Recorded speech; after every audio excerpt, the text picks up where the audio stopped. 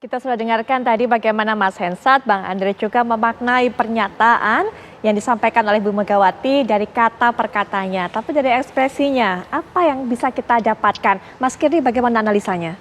Jadi gini, sebetulnya menurut saya ya, kalau kita perhatikan, ya bukan menurut saya juga, sebetulnya ini kan sebetulnya mudah diperoleh oleh siapapun. Lewat sosial media, YouTube dan sebagainya. Bu Mega itu adalah sosok yang kalau kita perhatikan ekspresinya itu cukup ekspresif.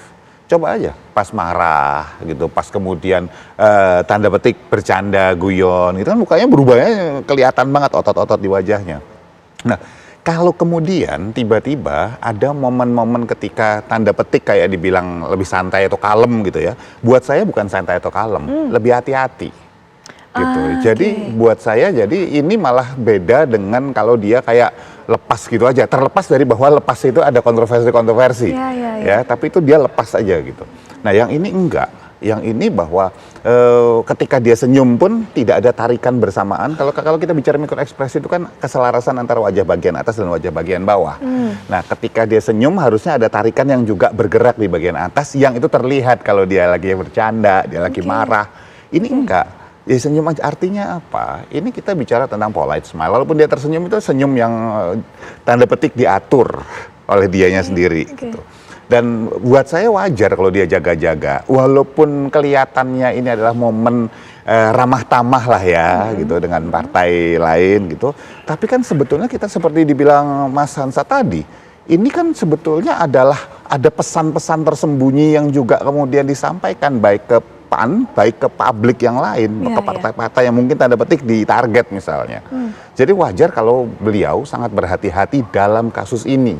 Berhati-hatinya tuh Mas Kirdi ke arah mana? Lebih ke arah takut supaya tidak disalah dimaknai kata-katanya, atau sebenarnya berhati-hatinya ini lebih karena sudah diatur, sudah hanya ngomong ini saja begitu? Jadi kalau kita bicara supaya jangan disalahartikan, bisa juga. Kan banyak sekali kondisi ketika dia bercanda kemudian jadi bahan tuh. Kan gitu, macam-macam. Dan itu sah-sah saja menurut saya. Contoh paling gampang nih, misalnya kata-kata beliau yang mengatakan bahwa oke, kita ini kan banyak yang nama masuk nih gitu, harus berhati-hati kan gitu, istilah berhati-hati gitu kan bahasa Jawa gitu.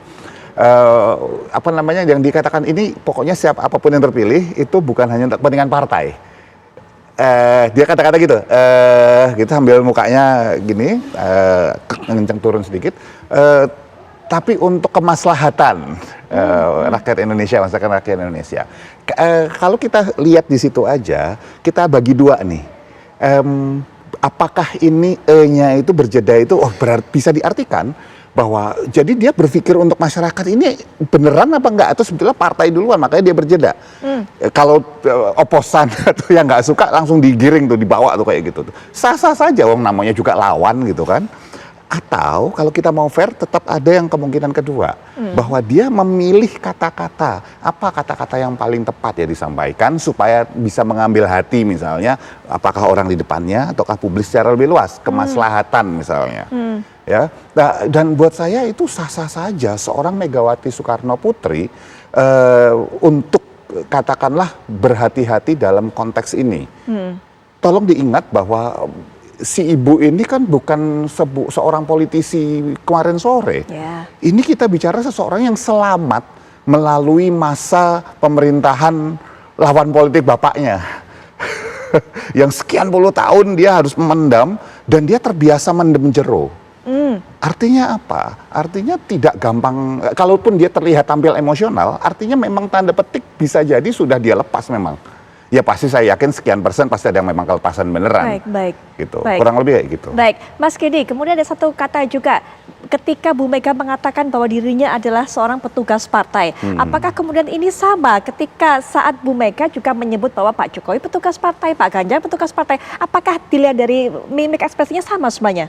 Kalau dari sisi emosional, kan kalau kita bicara ketika, saya tahu tuh ketika ngomong tentang Pak Jokowi petugas partai gitu. Itu kan ada tarikan dia itu menegang sekitar bibir sini dan di alis sini, di mana itu artinya dia tanda petik emosional, marah, ada kesal misalnya seperti itu. Tapi dalam konteks ini tidak.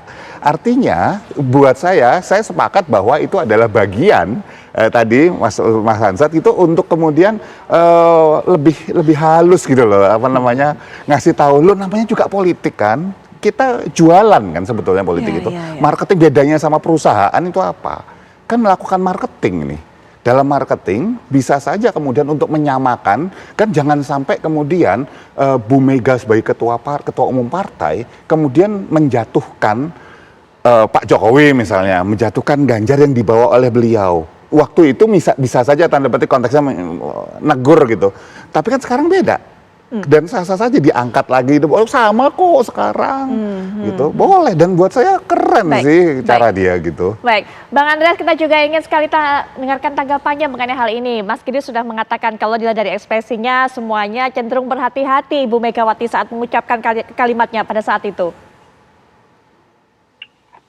Saya ya mengikuti Ibu Mega nih sudah bertahun-tahun, berpuluh tahun gitu.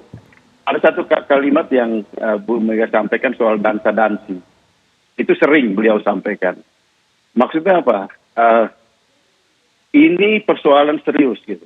Dalam arti kita menghadapi kontestasi Pilpres 2024 dan kita akan memilih seorang pemimpin baru. Sementara ya teman-teman partai-partai yang ini sedang bermanuver berdansa-dansi. Kalau istilah dansa-dansi itu ya seolah-olah apa ya berpindah dari satu pasangan ke pasangan yang lain dengan seenaknya gitu, dengan senang-senangnya aja gitu. Sementara beliau berpikir serius gitu. Jadi apa yang beliau kemukakan itu adalah mengajak mari kita berpikir serius dalam konteks kerjasama ini gitu. Dan itu seperti yang tadi teman-teman melakukan analisa. Betul Ibu Mega dalam pertemuan hari kali ini saya juga melihat bahwa Ibu Mega menyampaikan itu dengan serius dan mengajak yang lain juga untuk berpikir serius. Misalnya soal cawapres ini kan ya hanya satu gitu. Sementara beliau mengatakan juga dan dari bagian lain ini kan banyak yang mau kan.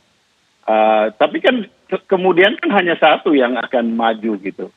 Nah untuk itu tentu ya pertimbangannya harus pertimbangan yang matang, bukan hanya sekedar untuk apa ya istilahnya apa ya boleh kita berpikir soal kekuasaan masing-masing, tapi bagaimana menempatkan kepentingan bangsa dan negara ini lebih dulu gitu. Baik, baik.